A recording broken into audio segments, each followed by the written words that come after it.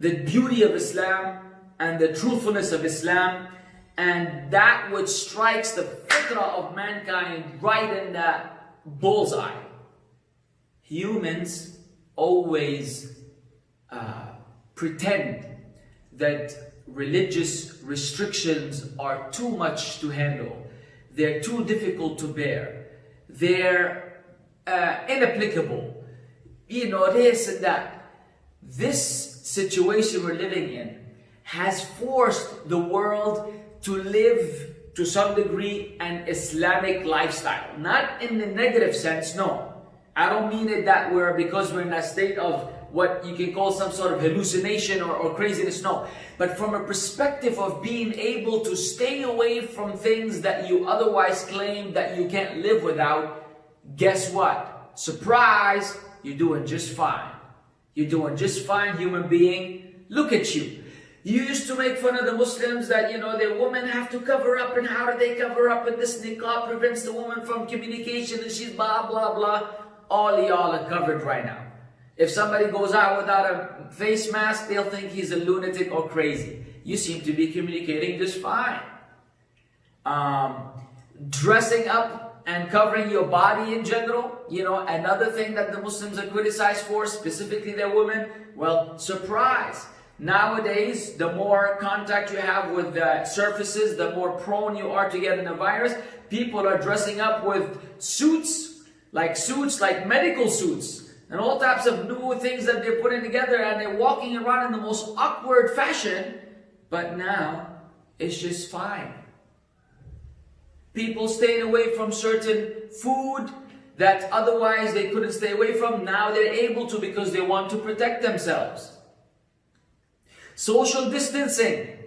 No mingling and mixing between men and women and da da da da da. Oh, we can. How can we do it? Now you don't even sit next to your wife, man. If your wife got an issue, you put her in some other room and she's quarantined in the hospital for 2 weeks. Either she makes it or she doesn't. Oh, now we're able to stay away from each other. Another surprise. Oh, washing their hands. You Muslims have to wash all the time, even though ablution, and you pray 5 times a day. Y'all need to calm down. You're overreacting. Oh, I see now. Washing the hands became the thing. Not even sanitizers, not even this. The main message that the medical professionals are communicating to us is wash your hands for X amount of time. We Muslims have been doing this for some time. Oh, and we don't have to worry about the toilet paper because we already use water as means of cleansing. We are the cleanest people on earth in that sense. Not denying that some Muslims unfortunately don't have the proper hygiene, don't know how to take care of themselves, and they stink. But that's because they're not following the teachings of Islam, not because Islam in and of itself allows this. In fact, they are in a state of violation of the teachings of the Prophet Muhammad, peace be upon him. They're supposed to be clean. The Prophet Muhammad smelled beautiful. He looked beautiful. He dressed beautiful. He was clean in every respect of the word. And I can go on forever. I can go on forever. Look, just look at it as Allah showing mankind that you're weak. We are so weak. They boast and they brag about their accomplishments and what they're able to do at this country and that country and this government and that government and so on and so forth. But when it boils down to it, everybody's struggling, man. They can't cope with what's going on. They can't cope with what's going on. It's a sign from God about the weakness of human beings. And it's a sign for mankind that atheism is flat out the craziest thing in the world. You know what I've benefited from this lockdown, if we may call it, or working from home, or having to stay home longer than usual? I've been listening to tens of debates between theists and atheists, and I've come to the conclusion that the atheists are some of the craziest people on earth and the most clueless. They want to defend their nonsense to the point that they can actually argue with you that 1 + 1 does not necessarily equal 2. It actually depends on what you mean by 1, and if the 1 is... Any type of gibberish, any type of mumble jumble, philosophical terminology, molecular and atomic, blah, blah, blah. And so they sound sophisticated, and now we have to believe that there's no God. In your face, man, the presence of evil is the proof of the presence of good. Because without the presence of both, you will not appreciate either. You will not know what's good unless you know evil, and vice versa. And that's the sign of God. The presence of this evil in this world is a sign of God. And so think about that. Look at the weakness of humanity right now. How about the concept of death? This is a smack in your face about death and the reality of death and how near it is to each and every one of us. So all those people that were confident they're going to live for X amount of time, now they're afraid to go to the supermarket and touch an item, get coronavirus, and they might die in a couple of weeks. Think about that. Muslims are in a perpetual state of being ready to die.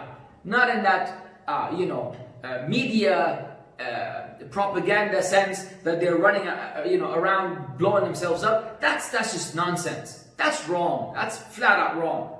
But in terms of knowing that you could die anytime and you're going to meet your Lord, Muslims are ready. And now the people are getting prepared.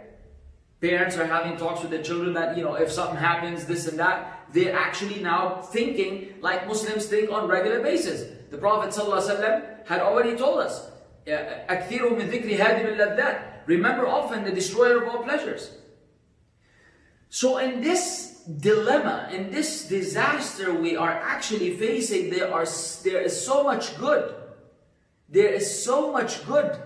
And that good is really appreciated mostly by the believers. Only a believer will appreciate the good in everything. Of course, it is natural to hate something that is harmful to us. We don't curse diseases because they're part of the decree of Allah, but you may hate a disease for the problems that it creates for you and your family and so on and so forth.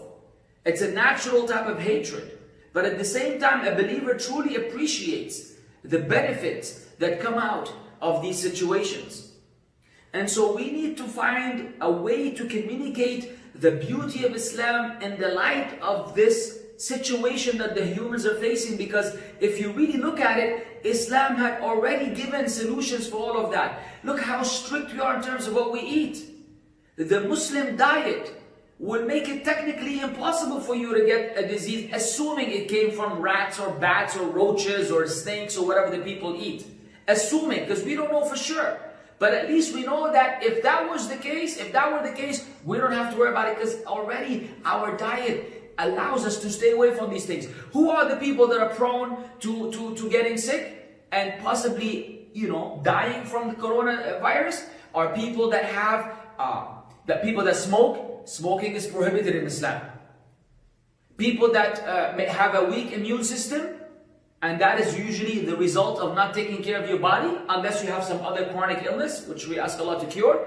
A Muslim is required to eat healthy in a diet, a balanced diet, so that you're ready to fight off these things.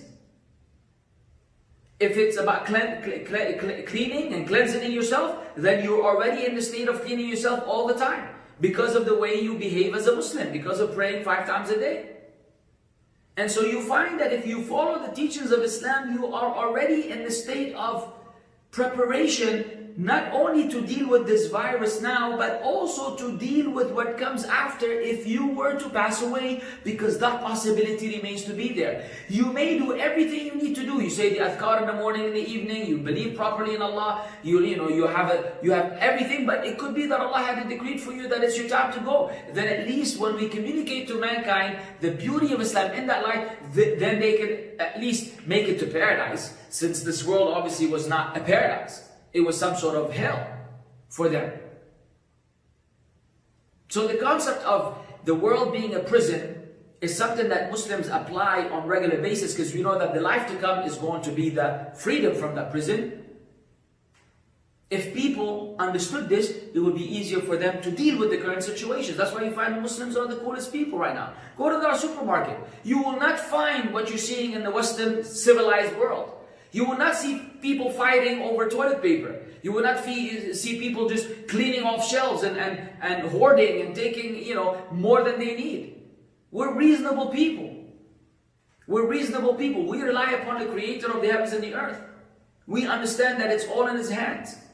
And we find wisdom in what He legislated. We find wisdom in what He decreed for us. This situation, which is unprecedented in our lives. I'm 40 years old, never seen anything like this. I mean, I was born in the middle of a civil war in Lebanon. I was used to hearing bullets and bombs and grenades. That is nothing compared to what we're going through right now, at least the way I feel. It has taken the world by storm. Everybody, look at the social media. It's all about coronavirus. It's everywhere. But the Muslims are the most chill people on earth, man. Maybe it's time for you to become a Muslim. And if you're a Muslim, it's time for you to communicate the message of Islam to others. We always want to capitalize on these situations for the good of people. We're not going to get any extra money because we're not looking for it. We're not going to get any material because we're not looking for it. We're looking for the reward. But this is the opportunity. So think about it and stay safe. Allah bless you all. Assalamu alaikum wa rahmatullahi wa barakatuh.